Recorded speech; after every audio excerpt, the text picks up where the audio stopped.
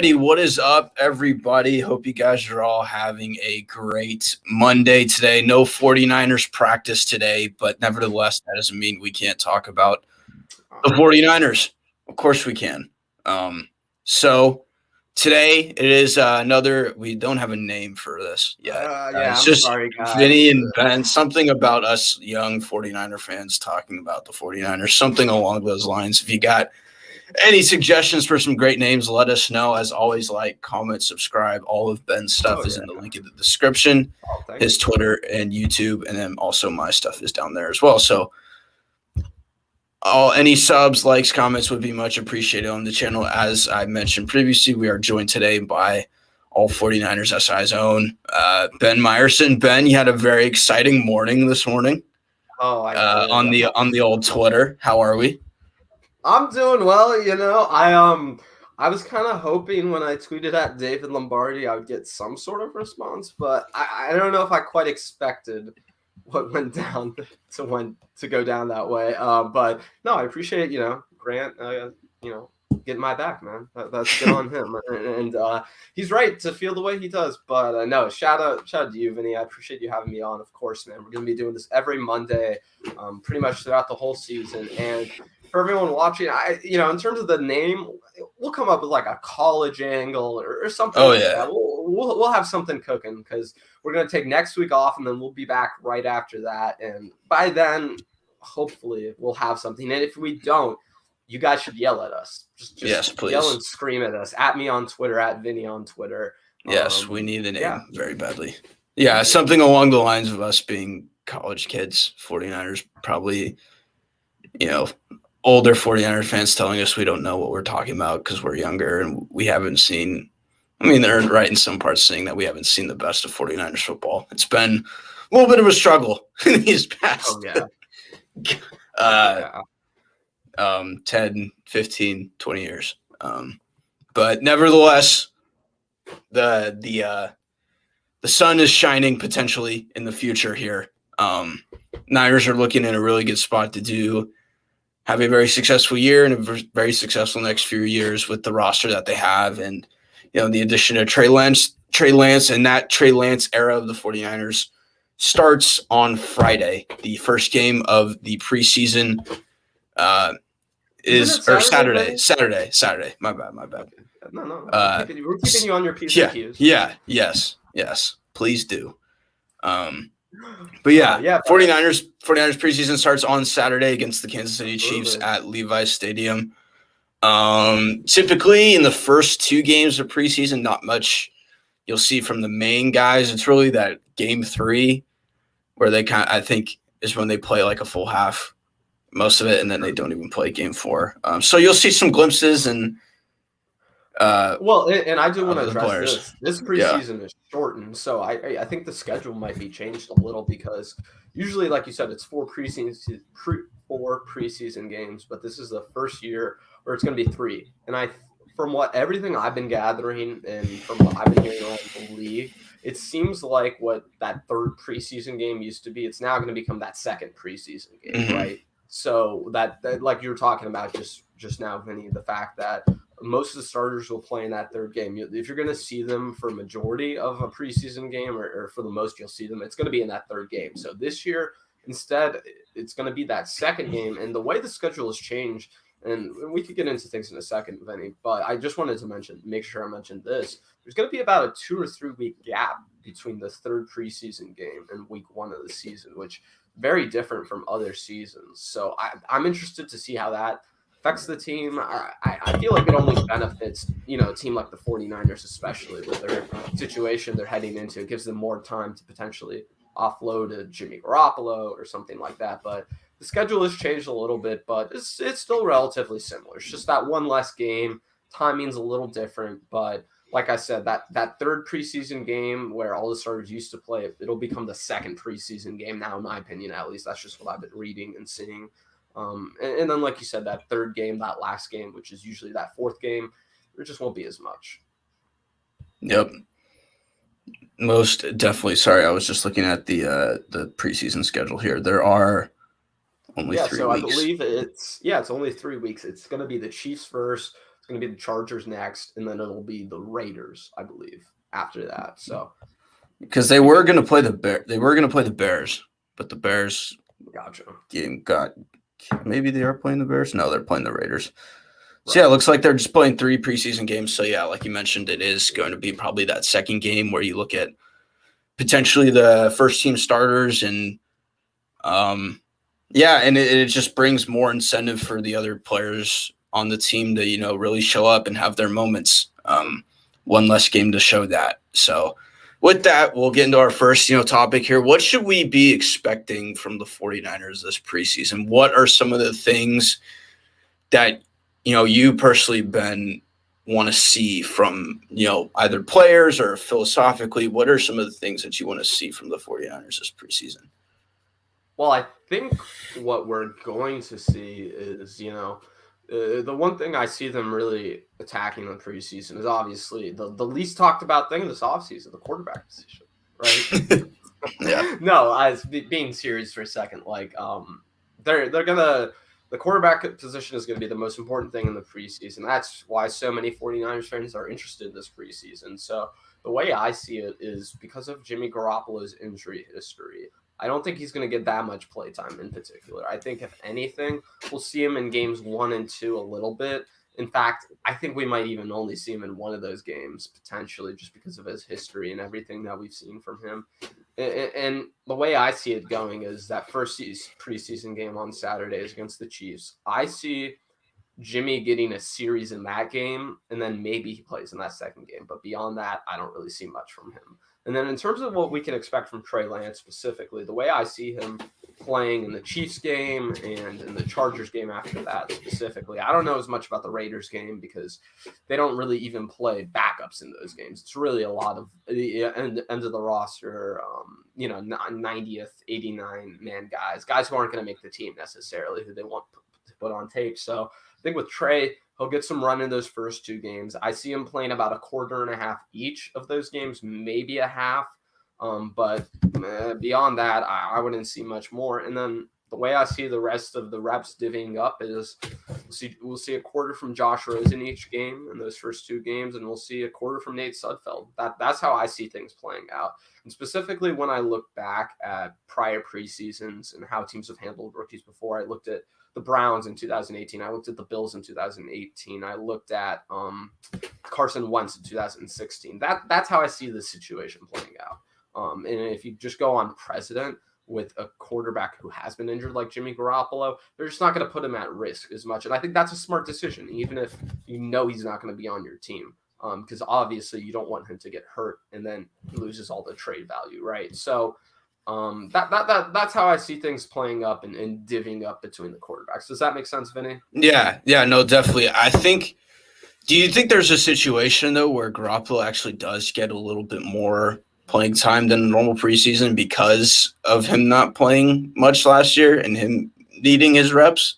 Or do you think it's at this point he's like 29, almost 30. He's been in the league for a few years now. It's something that he's used to, and he just needs to get that rest. Yeah, it's not even rest. It's more, I don't know why you would want to risk getting him hurt. That's the biggest thing for me is if you go back to his Patriots days, even it took him 2 games before he got hurt, right? I mean, last year he got hurt almost immediately. 2018, with Jimmy, if he's going to get hurt, it's going to happen early on. It's just how things have gone recently. So I don't know why the 49ers would take that sort of risk. And if they did, I would call them out on it straight up. I don't think it would be a smart decision. I think they shouldn't play Jimmy Garoppolo a lot. I don't think it gives any benefit for them to play Jimmy Garoppolo that much. In fact, I think if he plays beyond 2 series, I think it's almost irresponsible to do. So that's kind of where I'm at with the whole Jimmy thing, just because we know his history, man. We don't have to go over it. We know what happens with Jimmy Garoppolo, and I don't think the 49ers are going to be willing to take that sort of risk. Mm-hmm. Yeah, that is definitely something that they're going to have to be thinking about. And, when talking about the other quarterbacks, I think it's going to be safe to say that more so it's going to be more of Nate Sudfeld and Josh Rosen kind of getting the reps for that QB3. Maybe they throw in another guy who knows. But Yeah, and I'm excited to watch Trey Lance play. Obviously, I think most of the press and people who have been going to training camp have been able to see him, but the majority of the Bay Area and the rest of the rest of the other 49ers fans are going to finally get to see him live. Oh, for sure. And Think about this too, Vinny. The players have seen Trey Lance practice, but like all players know, practice doesn't. It's not that it doesn't matter, but you can only do so much to prove yourself in practice. And until Trey Lance gets in a game, and we'll get into Trey Lance later, but he needs to play to prove to this team that he's worthy. And in order to do that, you need to play a lot in preseason. Not all the games, but you should at least. I would say he needs to play at least 3 quarters in those 2 preseason games, if not more, in my opinion. Mm-hmm. So they need to set it up so that they get Trey Lance playing early on, so that if they are going to start him, the rest of the team believes in him. Because you just listen to the way veterans talk about this sort of situation. That the vibe I'm getting, it's not that they don't want Trey Lance to be the starter. It's just that he has to prove himself as the starter, and you can only do so much in practice to prove that. Yeah, and I think though getting those reps in preseason is obviously going to help them. And then, like I mentioned too, just a few seconds ago, the Josh Rosen versus Nate Sudfeld. It seems like Sudfeld's kind of in that in the lead right now for that QB3 role. I know people don't like talking about QB3s. I don't think people hardly ever talk about QB3s, but in the situation that the 49ers have seen in the past couple of years, that is something that could potentially be of use for the team. And even if one of the guys Trey or Jimmy do get hurt, then you have that guy as your next backup. So it is somewhat important to think about when evaluating the quarterbacks. And Kyle Shanahan's going to have to, it's not the biggest choice that he's going to have to make during this preseason, but it is somewhat of an important choice given the history of what's happened at the quarterback position over the past 2-3 years. It certainly matters, for anyone who says it doesn't. It just matters in my opinion. And the big thing to me is, and I've heard Grant Moore talk about this recently, is which guy wants to be the backup quarterback? Because there's a certain mentality you have to have for the backup quarterback position in the NFL. The vibe I'm getting from Josh Rosen is that he's this kid who is so talented and he should be a starter, but everyone's been against him, and that's how Josh Rosen feels. So he's not going to go out of his way to memorize all the little details of Kyle Shanahan's offense when he's not even going to get a chance versus a guy like Nate Sudfeld, right, who has more of that mentality of like, I just want to be a backup quarterback. You need those type of guys to be your backup quarterback. If you have someone with that Josh Rosen mentality, they're not going to be a team player. You really need that guy to fully buy into the situation. That's what it seems like Nate Sudfeld is doing. And I know he's not the most exciting name in the world, but it's certainly important for the 49ers to have a quality backup behind Trey Lance. And I don't think he's the long-term backup answer, but for this year, if the 49ers were to cut Jimmy Garoppolo, were to trade him, whatever, they would be okay. It's not ideal, but given the way they've handled this, I guess it's the best they could have done.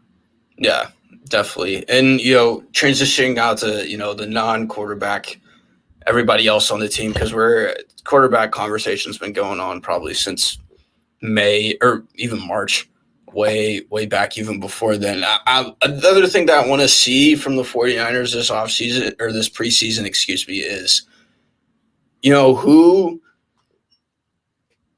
who's going to have the fight and who's going to be at that same time, who's going to have like controlled discipline. Because in these preseason games, there's an understanding that everybody there is fighting for their job. You've got vets who have been trying to make it into the league. You've got undrafted guys trying to prove themselves. And you guys and especially with the 49ers this year, you got guys on the team that, Kyle Shanahan and the front office are going to have to make some tough cuts about some tough players. So, Well, I've heard Eric Crocker talk about this, the former NFL guy. He does 49 coverage, specifically brought up this issue that when you're playing in the preseason, you're trying to make a team's roster. You're trying out for all the 31 other NFL teams when you're going to preseason because there's no guarantee you're going to make that 53-man roster. So for those guys, this might be the only chance they get. I mean, like I said, I was looking back and charting some of the preseason games.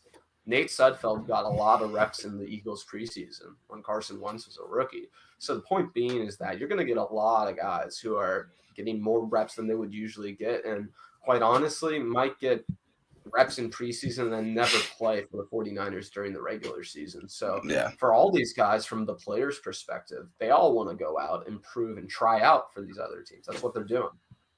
Yeah, definitely. And, you know, kind of going off of that, I think it's going to be, especially looking at the depth that the team has in the open competition that they have, especially, you know, in particular, the wide receiver spot, because we know 1 and 2. I think it's safe to say, Brandon, that Deebo Samuel 1 and 2. Right now, 3 to 6 is, like you mentioned, 3 to 6 is going to be a wide open battle. And, you know, guys like Trent Sherfield, Jawan Jennings could have really good preseasons and then being forced to, you know, make a tough decision with a Richie James Jr., a guy who had a good game last year against the Packers, and he was there for, you know, special teams purposes, but he struggled on special teams last year. Yeah, and, that's you know, he did. Teams, he did, and he was one of their better guys too. I mean, it was just in 2018. He just has the most recent kick return for a touchdown, right? Yeah.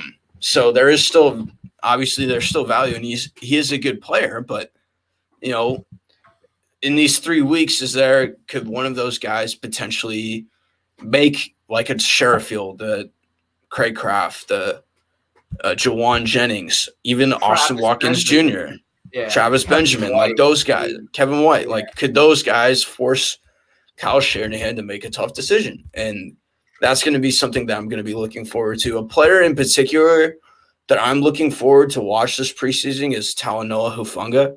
I think he's going to be super fun to watch. I think he's one of those guys, like, even when they drafted him, you could just tell he's a guy that just loves football, and everything about him is football. And, you know, he seemed like when he plays too, he's like he seems very, very intense when he plays. And he seems one of those guys that, you know, in the heat of a moment, you want one of those guys, you know, he's going to be in the front, in the middle of that pile, you know, backing up his dog. So I'm going to be very excited to watch him play. I think, you know, controlled discipline, like I mentioned, is something that I want to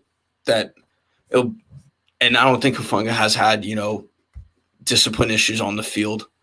But, you know, having that, you know, controlled energy, that controlled intensity is, you know, one of the best things that you can have on a defense. And especially for him, potentially being a replacement for Jaquiski Tart, if they decide not to re-sign him. Or if he's hurt, man. That's the other thing too. Yeah. You never know with Tart. I mean, it's unfortunate, but with his injury history, you kind of never know with a guy like him. Then there's one more guy I'm super interested to see for preseason. It's Ambry Thomas. Really, I think the cornerback position is huge question mark on this team. I think it's the biggest weakness, and I mean, outside of the quarterback position, I think it's the biggest thing that might be holding them back from getting over the hump right now. It's just you don't have enough depth there, and if Ambry Thomas proves to be, you know, a quality starter potentially, then I think that raises the floor of this team exponentially, honestly. So if he can really show out in preseason, that would be really great for the 49ers. And then to get back to wide receiver for 1 second, I'm interested in this aspect. How are they going to value the wide receivers, right? Because they have all these guys who can do special team stuff, who have certain skill sets on the field as well. But how do you balance that all out to where are you going to want to keep a Richie James Jr.? I think he's probably not going to make the roster right now versus, you know, like a Travis Benjamin or River Craycraft. How do you evaluate those sort of guys because of the value they give you in that special teams game? So I'm curious to see who they value and why at that wide receiver position. I don't think it's the greatest wide receiver room in the world, but like we mentioned earlier, that 3 through 6, 3 through 7, 3 through 8 even, it's so crowded, man. I mean, and it's any one of those guys at the top or the bottom of that list. Yeah, and along the same lines, though, like it's not the best, but it's not as bad as people make it out to be, in my opinion. Like there are a lot of other receivers. It's better to have more options than it is to have less options, even though those options may not be as quality as your top 2 guys, and potentially in reality, we may not be seeing a lot of wide receiver 3s, 4s out on the field because you could just line up either Kittle in the slot, you could go Dwelly in the slot. You may just see a lot more. You may just see a lot more 20. Yeah, go ahead. I was going to say 21 personnel, 2 tight ends. Yeah, that's what I was going to say. Exactly what I was thinking. We're right on the same wavelength with that. I think, Shanahan, I think he should utilize the 2 tight end personnel more. And I think Sean McVay has shown the blueprint for how to really take full advantage of that potentially. So I hope that they're willing to do that, even though the Rams do run more wide receivers. But, if you look at what they did with 2 tight ends in the first few years of Sean McVay, I think Shanahan can do some similar things, and I think he can really just marry it in with the rest of his offense that's already there. Like, in my opinion, the best offensive coaches, the best coordinators, the best minds in the NFL, they, of course, have their systems, but then they cater their systems to the talent in their system. So I'm hoping I'm optimistic that Shanahan is willing to do that. That's why wide receiver 3 is, to me, it's more situational. It's more, does Brandon Ayuk get hurt? Does Debo get hurt at any point? Do we need someone to come in and play that role for those guys?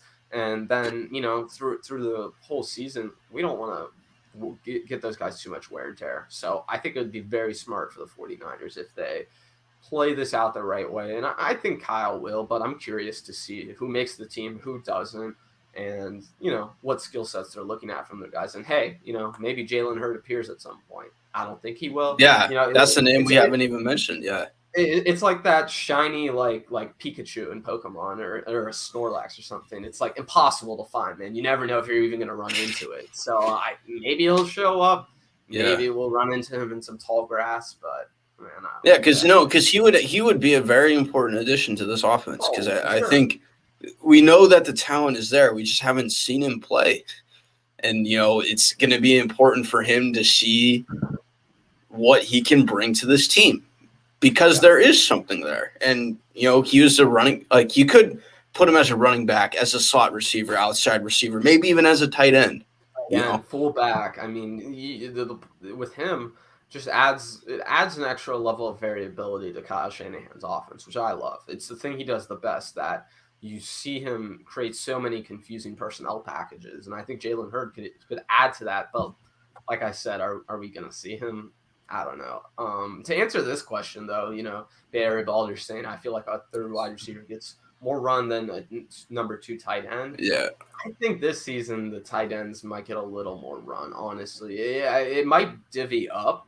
That third wide receiver might get more targets by the end of the season, but I think in specific games over the course of the season, the tight end will be a more consistent role in this offense. And I think, there will be games where that third wide receiver matters, but I think that's more matchup dependent than anything. I think with Shanahan, he's going to want to run more 2 tight ends because, like I said, you want to play into the personnel you have. You don't want to fit a round peg in a square hole, right?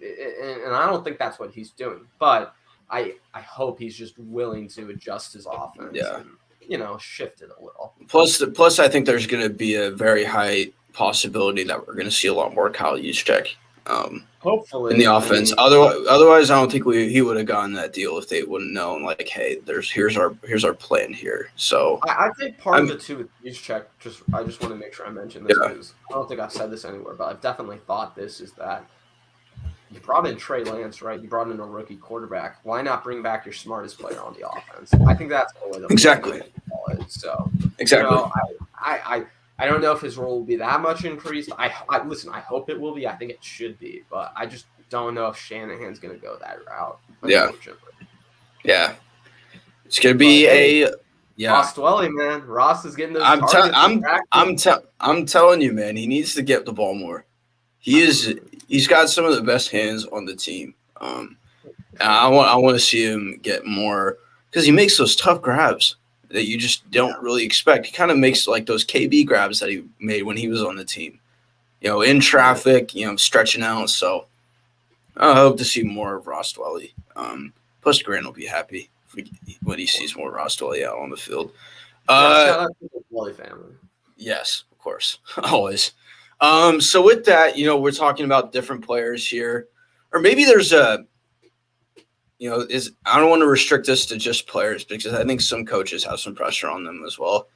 In particular, I guess D'Amico Ryans, because this is like his tune-up for what he has in store for his first. Players hurt right now. That's the other tough part. And there have been clips on Twitter too where he's made some really good calls, for sure, even without those guys. So, Javon Kinlaw having a big day camp the other day. I think it was yesterday. Yesterday or today. I think it was yesterday. He was the best player from what I saw. He was the best. No camp today, so he was yesterday. Yeah. So just saying he was the best player in camp. In terms of this topic, I hate to get back to what we were just talking about, but I think it's that wide receiver 3 role. I think so too. I think it's your Richie James Jr. type. Yeah, I don't know. I think he's got a lot of pressure, but think about all those guys who are right around where he is. Travis Benjamin, Mohamed Sanu. I mean, I know people were hyped about Mohamed Sanu at the beginning of camp, but Trent Sherfield seems to be getting all the buzz right now. And I feel like, those type of guys, River Craycrafts of the world, Kevin White, I think it's going to be a huge battle. And I think those guys have definitely a ton of pressure on them. And then I think some of those backup corners do too as well. Your BW Webbs of the world, Dante Johnson, the corners behind Mosley and Jason Verrett are going to have a ton of pressure on them. And I don't think, for example, Ambry Thomas maybe won't have as much pressure because the 49ers just took him in the 3rd round of the draft. But you look at those guys, those veterans who are on 1-year deals who aren't going to be on this team after next year, certainly a lot of pressure on them to make sure they make the 49ers team. Because, if you can't make the 49ers DB room, it's not looking good for you for your career, unfortunately. So I think there's a lot of pressure on those corners specifically. And then, those last couple of wide receivers at the end of the roster, I think there's a ton of pressure on those guys, especially those guys who are special teamers and wide receivers, because if they get cut, that means they were really bad at both. It'd be one thing if the 49ers hung on to River Craycraft and it was for special teams purposes only, right? Or if it was, whatever. Give any example you want. But the point is if you can't succeed as a receiver or as a special teamer on the 49ers, things are not looking good for you in the NFL, man. And that's, it's unfortunate, but it's the truth. Yeah, definitely. For sure. I think my guy too is going to be Richie James. I think he's going to be that. Could be that all out. I think he's not making the team right now, and he could make the team. But sorry to cut you off, but I think for him, this is pretty make or break in my opinion. Yeah, because looking at the production he had last year, started 7 games, 35 targets, 23 receptions, 394 yards, and a touchdown. I think it's important to note that 169 of those yards came in one game against the Packers, scheming him open. He was really only the main guy there. Kittle wasn't playing. Debo wasn't playing. Ayuk wasn't playing. I think it was Dwelly, Craycraft, and Richie James were the starting receivers. Okay. Yeah. And I don't even know. Yeah, and Nick Mullins at quarterback. So, right. Yeah, it was no Ayuk, no Kendrick Bourne. It was all that COVID stuff. Yeah, and even without that game, he still had the best, production yards wise. Even if you take away those 169 yards, he still had 225 yards on the year, compared to the 2019 where he had 165. He also did get a lot more targets. So, I think he's a good player, and I think, like I mentioned, speed does kill in the NFL. I just don't know. I don't know how Kyle Shanahan feels about him, man. That's the thing. That's kind of the tough part, honestly, is we've seen him do well, but the way I see it for the 49ers with Richie James Jr. specifically is if anyone goes down, your Brandon Ayuk's, your Deebo Samuel, he can go in and play that role decently well, right?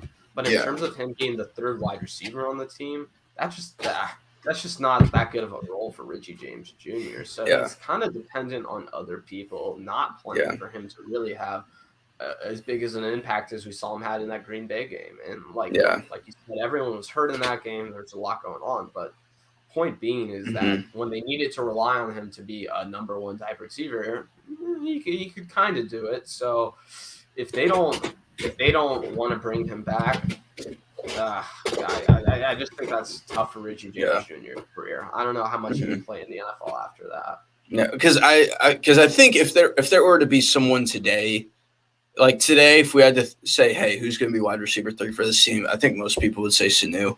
I think Sanu is kind of the lead dog in that. Maybe Trent Sherfield, based on what we've seen. I was going to say Trent Sherfield, honestly. Really. Yeah, I think that guy right now, and especially the special team value he brings. Yeah, and so so you have and like you mentioned, you kind of have 3 guys that are kind of the same in the same boat here with Travis Benjamin, Trent Sherfield, and Richie James. And we've, based on what we've seen from Sherfield recently, seems like he's been obviously killing it. We know the potential Travis Benjamin brings as a deep threat and as a return guy, even as a return guy. So Richie James could be that odd guy out. So if he does, he could ball out and he could prove us all wrong and be that guy. But given how open that competition is, I think that's where we could see him struggle. Definitely. And, Bay Area Baller mentions here, Lance has the pressure in the preseason. All eyes are on him. I think there's some pressure on him. I don't think there's a ton, though, just because I just think there's just an understanding that he is going to be – obviously he needs his reps and he needs to play.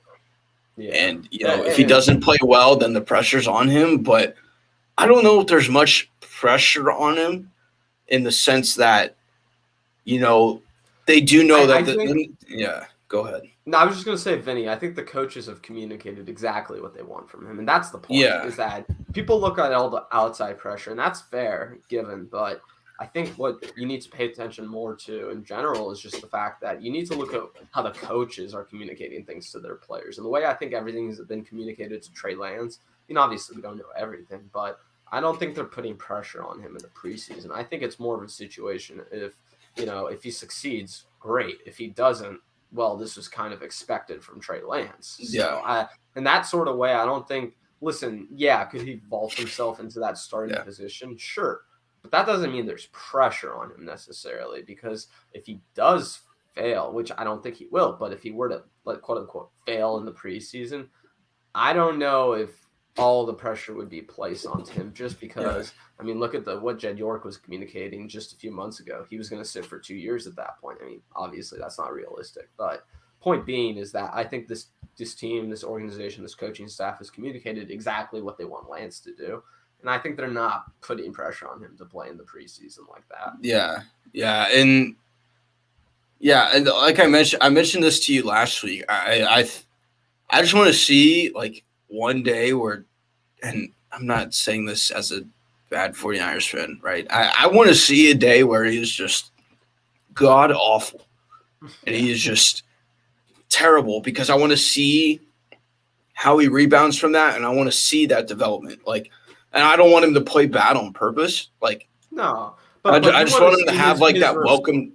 Yeah, how he responds. Want to see that welcome to the NFL moment where he just gets slapped in the face a little bit and see how he responds to it. Of when you get knocked down, Vinny, how do you get back up, right? It's an old cliche, but point being is, how do you respond to negativity and not exceeding expectations? And what happens when you do have pressure put on you because you don't play well? That's where we know Jimmy Garoppolo has folded before. So if Lance can go out, I think it's important to point that out, because if Lance can go out and prove that he can not do well under pressure, or not do well and then respond very well to that kind of pressure from not playing the greatest, that's an excellent trade for your quarterback to have. And I think that would push him even over Jimmy Garoppolo. That would push him over the top for me. So that kind of thing could definitely matter to the coaching staff, to the players. They're going to want to see how Trey Lance responds to getting knocked down. In terms of if we're using boxing, if we're making that comparison, what happens when you get punched to the ground. I want to see how you get back up, man. Mm-hmm. Yeah, most definitely. And then another name, I think, like you mentioned Ambry Thomas earlier, I think there is some, pressure on him there. I'm trying to think of another player that I think could see some pressure on him. I was about to say Aaron Banks. Yeah, Aaron Banks, I think is going to be. It will be interesting to see how he plays because based on what we've seen on Twitter and other people have, been reporting, he hasn't had the greatest training camp so far. It seems like Brunskill is going to be that right guard heading into next season. Or even Colton McKivitz right now. Yeah, McKivitz. I believe up until yesterday they had, or 2 days ago maybe. I don't know. I'm not sure exactly. Up until a few days ago they had. You're right. They had Brunskill as the right guard starter, but they've actually started playing McKivitz the last few practices, and they've moved Brunskill to the back of the center spot. So I don't know what they're doing at right guard. I'm kind of confused about that one. Yeah. But yeah, and then in terms of like just members of the team, I think there is a little bit of pressure on D'Amico Ryans also. How do you this is especially this game against the Chiefs, right? What do you some of the coverages that you're going to see in that, especially in that one series Mahomes plays? I know it's only going to be one series, but how promising does it look? And maybe it's not going to show a lot because it is only one series and it's the preseason, and at the end of the day, it doesn't really mean much because it means something, but it's not the end of the world if you lose all 3 preseason games or whatever the case may be. But no one ever remembers who went undefeated in preseason. No, exactly. So I think there is a little bit of pressure of him to see, hey, how are you adjusting to the whole NFL, defensive coordinator role? How are you bringing the best out of your players, just like Robert Saleh did? Because that's something that he was really good at. So it will be interesting to see how it plays out with D'Amico Ryans, in my opinion. Absolutely, yeah. Yeah. So I guess let's go to this topic here. What are we expecting from Week 1 of the preseason against the Chiefs? Do we think it's going to be? Yeah, I mean, it is. So like I said, I was Vinny. I was going and watching and looking at stats from a bunch of old preseason games, and specific ones in where there were incumbent veteran sort of starters and there were rookies coming in, right? At least top 10 pick sort of rookies. So the way I went about it is, like I said, with Jimmy Garoppolo, the way I have this written down. I think exactly the way it's going to happen is Jimmy Garoppolo is going to get a series or two, have a lot of easy completions, he'll have a lot of quick outs. I mean, just slants, like simple, easy stuff, flats, just very simple throws that he doesn't have to think a lot, just easy first read completions. And then I think they'll go to Lance more. And the way I see things in the preseason is I don't think they're going to run Trey that much in the preseason, actually. In fact, the way I see it is I don't think they're going to run him that much at all. If anything, the way it will happen is he will scramble and he'll be forced to make a play on the ground. The way I see the 49ers testing Trey in that first preseason game against the Chiefs is I think he'll play a quarter and a half. He'll play until the end of the first half, right? And I think they'll ask him to drop back and pass a lot. And I think they'll put specific pressure on him to see, okay, are you willing to make these deep throws when they're there? What can you do in the intermediate part of the field? Because it's something people question. So the way I see things is I think Shanahan's more going to be testing Trey Lance, if that makes sense, and testing where he's at with certain things with live action, with live bullets flying at him. Because we know the athleticism he has, the effect he's going to have on the running game. I don't think there's any question about that. I think the question is how good can he be as a drop back passer right now? So if he can go out and prove, go and throw, it's going to be one half essentially. So, he might get 12, 13, 14, 15 throws. If he can complete 10, 11 of those, if he can get a touchdown or two and show some magic on the ground when there's nothing else there. That's the way I see things playing out for the positive, essentially. I think that's how things will play out. And then the way I see the rest of the game playing out is I think Sudfeld will get that third quarter and Rosen will get that fourth quarter. That's how I see that first preseason game against the Chiefs playing out.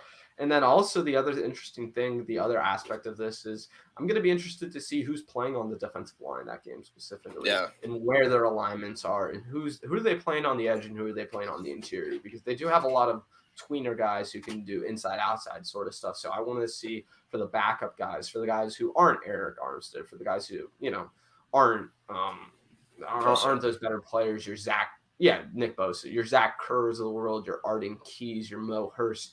How do they deploy those guys? Because I think that's going to be telling of which players make the team and which players don't. Because I think the 49ers need more edge depth. And if they can find players that are successful on the edge beyond Nick Bosa, D Ford, and Samson Ebicom, that's what I'm really interested in specifically. I want to see how those guys play in those games. And then, like I said, with the quarterbacks, that was kind of how I see things playing out for the quarterbacks position, at least in that first game. Yeah, I'm interested. Another player that I'm interested to watch, and maybe he'll get a lot of reps in these next few weeks, is Demetrius Flanagan-Foles. I think after Azeez Al-Shaair, he fell to injury. I think he's been progressing a lot better than expected, so I think he'll be back sooner rather than later. But Azeez Al-Shaair, Demetrius Flanagan-Foles, I think he's had a pretty strong camp as well. And Marcel Harris, that'll be interesting, man.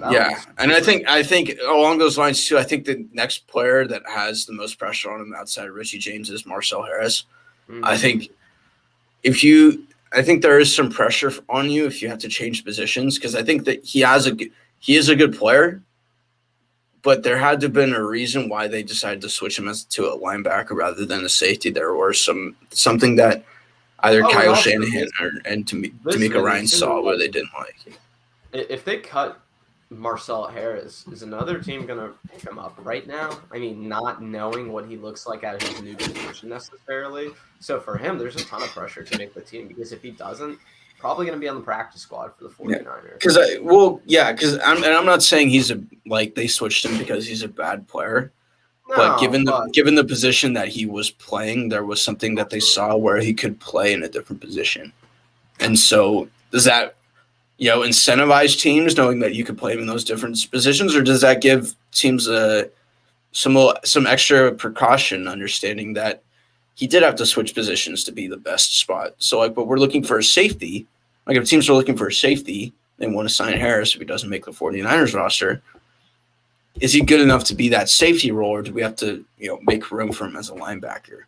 Right. So, for the quarterback stuff, in the week 1 against the Chiefs, I'm expecting the same thing, kind of like what you said, maybe 1 or 2 series from Jimmy, and then the rest of the half quarter. They're not going to put pressure on Jimmy to sling the ball down the field. Yeah.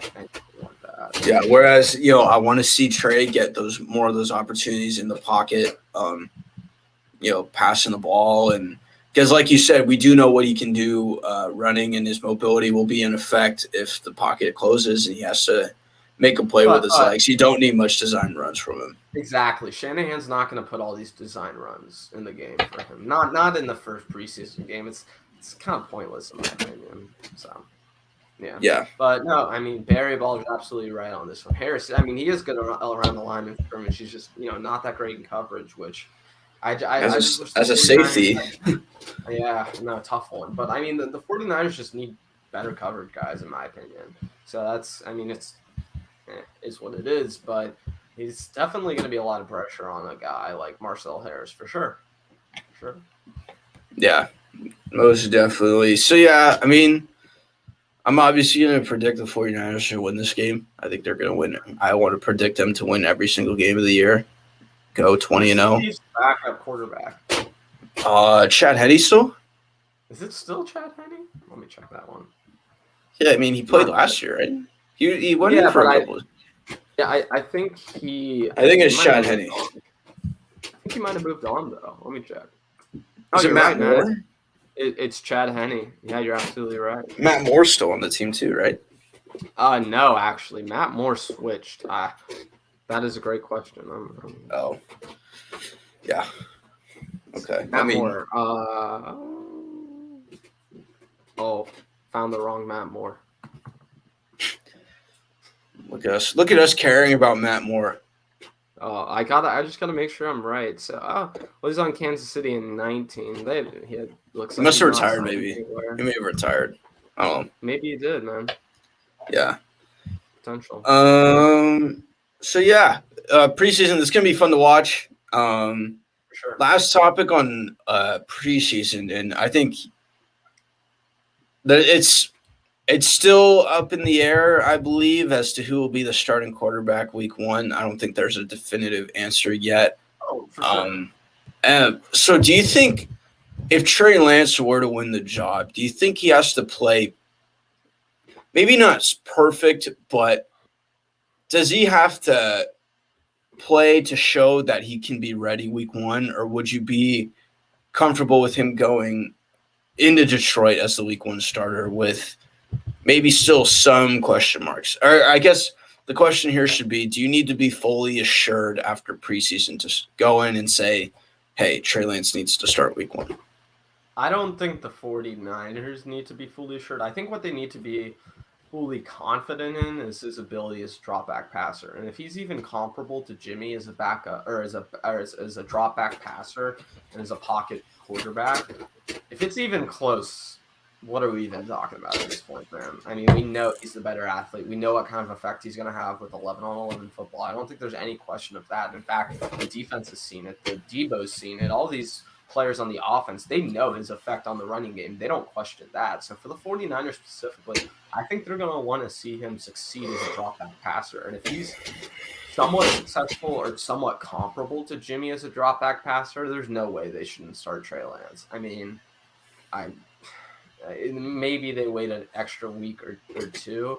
I mean, I don't think he has to wow necessarily in preseason, but I think what he has to do is show that he's different from Jimmy Garoppolo and show that the differences between the two is what's going to elevate him over Jimmy Garoppolo. So if he struggles a little bit in the intermediate game, in the short game, but really just dropping these deep balls, these dimes, these 45-yard bombs that we've been hearing about in practice, he has 4 or 5 of those throws of 15 in that first preseason game, they'll start him. They'll start him, in my opinion. And if he is just successful in that, then he'll prove to everyone that he's at least does something better as a pocket passer than Jimmy. And once he does that, I think that's when you start winning over the rest of the team. Once you start proving not only that you can do all this extra running stuff, but you can also add elements to the passing game that Jimmy Garoppolo just doesn't even have the ability to do. So if he shows those abilities that Jimmy Garoppolo just can't even reach, I think he's going to be the starter. Yeah, I think it's more so he has to wow or play perfect in the eyes of Kyle Shanahan more so than anybody else. For sure. And I think Kyle Shanahan, based on what we've seen, has been pretty. He's been running a tight ship in this quarterback controversy, battle, competition, whatever you want to call it. And really wanting to make sure, hey, Trey, you really got to do a lot to prove to me that you're going to be the guy. At least that's how it appears to us now. I mean, that could all change in 3-4 weeks when the season starts, but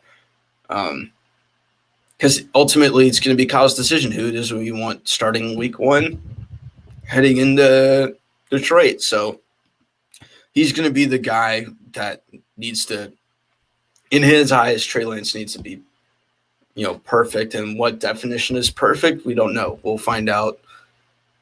Maybe it is just, maybe it's not like the, big throws like you mentioned, and he's making all those reads. Maybe it is, making the right checkdowns, making the right decision with the ball, not just staying in the pocket for as long as possible. Maybe those kinds of things that he sees, and not being afraid just to rip it.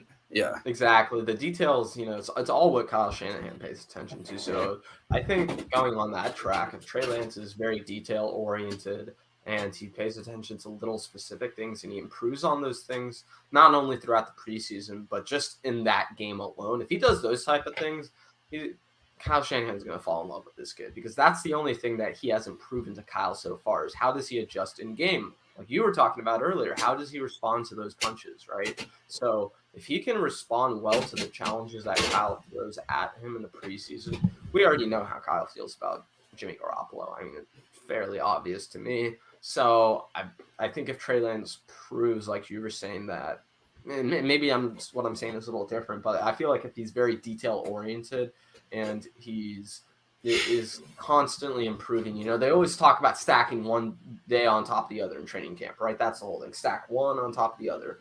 But if Trey Lance can stack plays on top of plays, series on top of series, games on top of games, that's the kind of stuff where Kyle Shanahan's going to be like, we got to hand the keys over to this kid.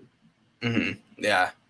And that's going to be not just with Trey Lance, but the other guys on the team too, you know, forcing Kyle Shanahan to make those tough decisions. And that's the beauty of having, you know, a deeper roster, having a lot of those tough decisions. And I think Kyle Shanahan and John Lynch and the rest of the front office are in a good spot right now, given all the talent that they have and the competition that comes with it. Final topic that we have today. Thank you for everybody that has tuned in. As always, like I've mentioned previously, subscribe to the channel, follow me on Twitter.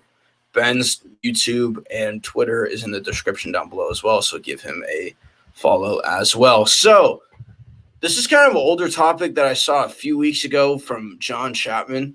He tweeted this out. You know, who was the worst coach in 49ers history or in recent 49ers memory?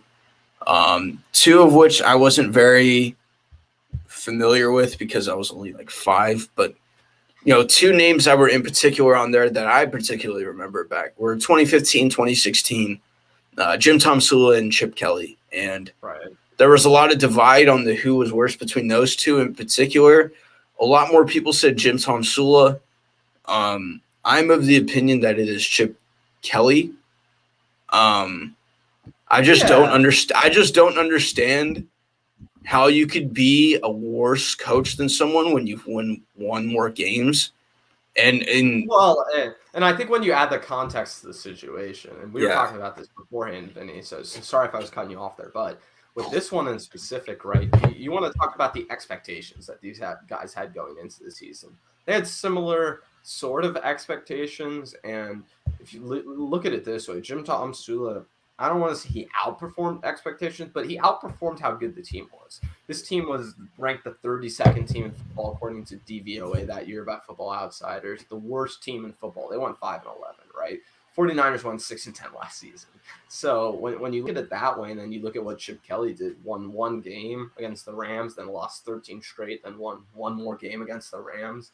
And what was that the year they had Jared Goff as the starter, or was that the year before they got Jared Goff as the starter, Vinny? They got him in 2016.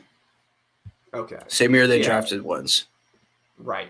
So I think it was that 15-16 year because Wentz went to the Super Bowl in 16-17, or the Eagles went in year 2. Right. So right. I think if I'm not mistaken. I believe so. Yeah, you're right. So yeah, I mean those Rams teams, not impressive, those wins necessarily. And when you put in the context, I said, like, of the full situation with Jim Tomsula and what the expectations were for him, yeah, I at least compared to Chip Kelly, I think you got to say Jim Tomsula is better, because with Chip Kelly, like Jim Tomsula was way in over his head. Like, he just should not have had that job. Chip Kelly went 10-6 in the NFL twice with the Philadelphia Eagles, and then he comes in and stinks it up that bad. Like, that was the worst team in football that year, in my opinion. Yeah, and looking at the two, starting rosters for each team, you had Cap at quarterback, you had Carlos Hyde at running. This is 2015.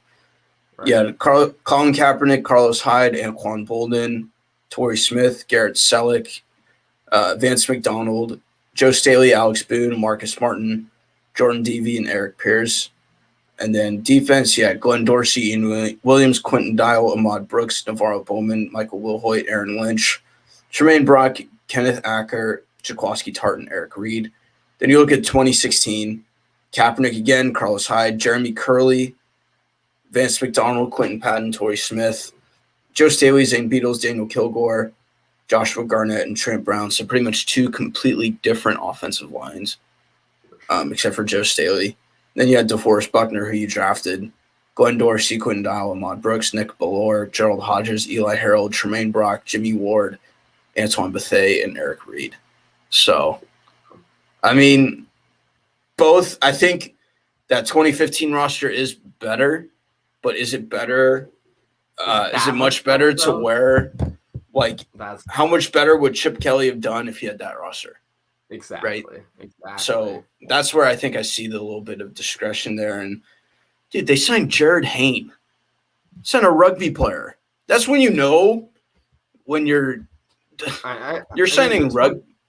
He had like 2 good returns, and he didn't even return them for touchdowns. Like, oh yeah, they won 2 games under Chip Kelly. The only team who did worse that season was, I believe, the 0-16 Browns, right? Because they drafted Myles Garrett. That next draft, and the 49ers drafted Solomon Thomas. So if you're talking about, I mean, listen, 5-11 is much better than being like 2 wins better than what might be the worst team of all time. And Chip Kelly won one. Chip Kelly beat one team. Yeah, he beat the Rams in week 1, and he beat the Rams in week 17. He lost to 15 straight games that season. That is wild. I mean, talk about bad. Like, yeah, no, I mean, in my opinion, he's got to be worse. And like you said, I think if you were to flip situations, I feel like Chip Kelly, I mean, maybe he would have gone 5-11, but like, so then if you were to switch Tom Sula, then I guess we'll flip it on the other head. Like, if you were to put Tom Sula in that 2016 team, do they win 2 games? Do they win more than 2 games? I think it's safe to potentially, yeah. I think they win at least 2. Like, and again, given the context of the expectations that came with hiring Chip Kelly, sure, I think that's something that you gotta, think about. And, I guess the comp that you would be giving Jim Tomsula when he was hired was when they hired Freddie Kitchens. The Browns hired Freddie Kitchens. Those would be the kind of the 2, both positional coaches that, were really good positional coaches, but could they have the grasp of coaching an NFL team? Maybe. I mean, we found out the answer was no. But, with the expectations of hiring Chip Kelly, I think that's where it kind of rose, and you were like, okay, we need to see something here. And all you have to show for it is just to beat one team. Yeah. Like, and you win 2 games? I just don't.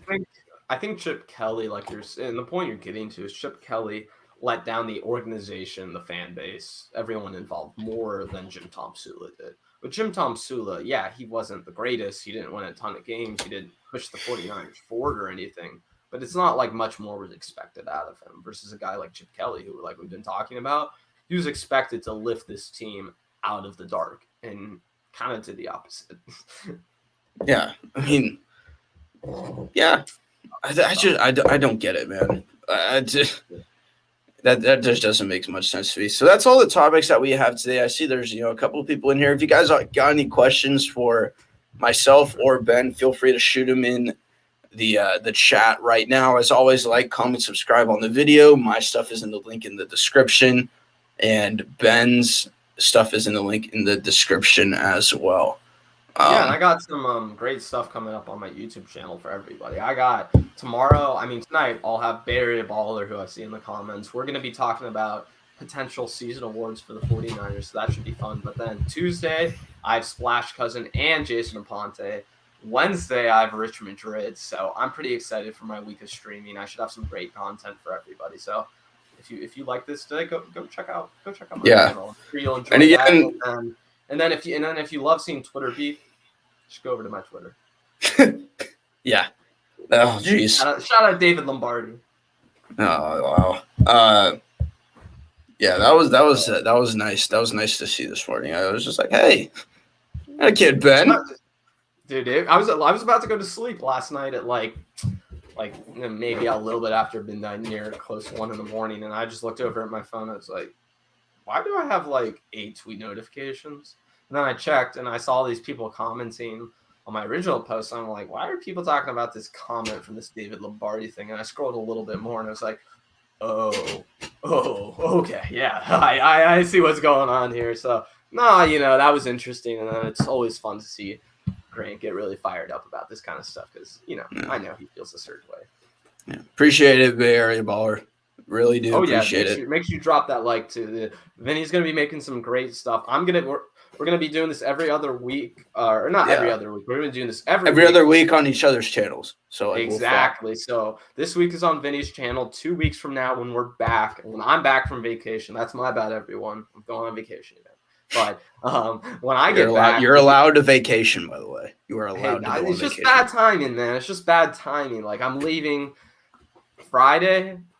Preseason game is Saturday. It's a little tough on that, but is what it is. I'll make it. Yeah, at least it's not the Super Bowl. It's week 1 of the preseason. At least it's not the Super Bowl. That is fair. That is fair. Yeah. Yeah. No, and usually preseason isn't as important. So Yeah. Something I guess kind of coming up in the past couple of days are headlines. What do you make of the Seattle contract stuff? They're looking. Dwayne Brown is sitting out of practice. Waiting for a new deal. Man, Jamal Adams wants a new deal. Man, I've been sick for the last few days, like I've been telling you. So I haven't been totally in the swing of things, but no, I mean with that whole Seattle situation, man, it's like I know people are waiting for the wheels to fall off, but like I've said before, I'm just not gonna believe it until I see it with Seattle. And I mean, having contract holdouts, like I get that, but like Seattle, man. Like I'm just gonna keep buying it until they fail. Too big to fail. Yeah, I mean, I think it is a bit of a concern though with the for sure. No left tackle there, and KJ Wright's still not on the team. I think if they lose him, I think that's going to be a very underrated loss for that defense. For sure. I mean, because then you're just looking at Bobby Wagner and Jamal Adams and everyone else. Whereas, maybe you do have Puna Kerry Hyder Jr. Come on, Kerry Hyder. Yeah, right. I guess. I mean that defense is. Yeah, but honestly though, like I know I've talked about this before. It's gonna be fun to see 2 former 49ers cornerbacks going against them when they play Seattle. DJ Reed on one side, but in particular, I am very excited, and as much as I don't like the Seahawks and all of that, I am interested to see how Ahkello Witherspoon plays this year. For sure. If he's going to be one of those guys the 49ers look at, and they're just like, why didn't we re-sign him? Because I think I've been pretty consistent on my take with Ahkello. I think he was one of the most gifted corners on the team. Nobody at his size could move as swiftly as he does. But most of it for him was mental, I think. It was a bit of a lack of confidence from him. And well, corner is just such a confident and position. I mean, it hinges so much on you being ultra confident. And I don't want to say having an ego, but you have to have a certain way you go about things. Yeah, have a swagger about yourself. Absolutely. Yeah, and he had that towards the end of last year when he was talking that mess to DK when he broke it up. I'm like, talk your stuff, Ahkello. Like this is your time. Like, and some guys need to talk. People get motivated by different things. So I certainly want to see him bounce back and be more confident in that way. Yeah, dude, nice. That's awesome. I will be there too. I will. Oh, you are, man. I think I will be going to the game with one of my buddies. So that's awesome, man. Gonna be lots and lots of fun. Haven't been in some video footage of Trey Lance, man. You got to be sending those videos out on Twitter. Yeah, I got. I haven't been at the stadium since the Vikings game in 2019. Oh, wow. That was the last time I was there. So it's gonna be. Last time I went to a 49ers home game, I should say. I've been to some away. I went to the Tampa game actually, a few years ago. Oh, week one. Yeah, I think so. 2018. Yeah, well, no, because I've been to a few Bucks games, so I'm trying to remember if that was that one. But was it when Cap was playing? Was it when Cap was? It was not when Cap was playing. If it was, it was because I went to a game that season. I'm just trying to remember if it was Bucks versus Giants or Bucks versus 49ers. I forget. But But this season, I'm definitely going to Jacksonville right now. I'm hoping to go to the Tennessee game, although that game is December 23rd. So I don't really know if I'm gonna be able to make that game. But I'm Jewish, so I don't really care that much. But Okay. I'd rather be home for Christmas. But yeah, we'll see. We'll see. Plus, hey, Grant's going to that Tennessee game, so yeah, him and I could hopefully meet in person. It's so weird to be operating as a 49ers guy on the East Coast. I mean, the time is great because I can wake up late, man. I can. I don't have to wake up at 9 and be reacting to news already, so it's nice in that way. Oh yeah. No, that's some of the drawbacks of having 3 hours ahead here on How the are West those Coast. 10 a.m. games, man? Because I listen. I think to me the 1 o'clock start for us on the East Coast, it's not the worst. Although I wish it was more like noon or 11. But I feel like 10 is a little early, man. Yeah, if you're 11 a.m. your time, you're asking people in the West to get up at 8 a.m. to watch games. That is asking a lot. I do like the 10 o'clock games. I'm more of an early riser anyway, so like Gotcha. I'm not affected by that too much. But I mean, yeah, like. So I'm not really affected. And like you've been texting me a lot, Vinny, recently. I'm sure you can tell. I'm a night owl, so I stay up very late. So I mean, yeah. I don't know. It's just the 1 o'clock starts a little late, man, for me because it's like I would prefer to get going before noon. That's all it is. Mm-hmm. Yeah. No, definitely. I feel that. So you said you'll be at Tennessee and Jacksonville?